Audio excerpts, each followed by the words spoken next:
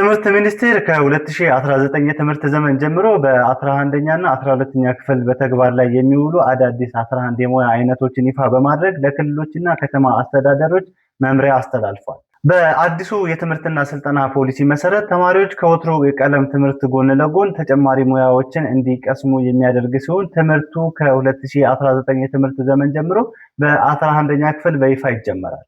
በወጣው መምሪያ መሰረት እንግዲህ የክልልና የከተማ አስተዳደር ትምህርት ቢሮዎች ከወዲሁ ቅድመ ዝግጅት እንዲያደርጉ የታዘዘ ሲሆን ይህም ዝርዝር እቅድ ማዘጋጀት፣ አስፈላጊውን በጀት መያዝ፣ አዳዲስ መምህራን መቅጠርና ማሰልጠን፣ የመምህራን ቁሳቁሶችን ማሟላት እንዲሁም ተማሪዎች የሚፈልጉትን ሙያ እንዲመርጡ ማድረግን ያካትታል።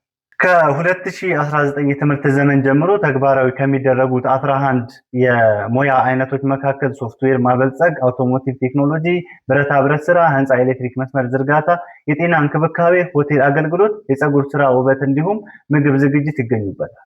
አክሎም እንግዲህ ትምህርት ሚኒስቴር ለእነዚህ ትምህርቶች የሚያስፈልጉ የተማሪ ሞዴሎችና የመምህራን መምሪያዎችን ዝግጅት ሙሉ በሙሉ ማጠናቀቁን አስታውቋል።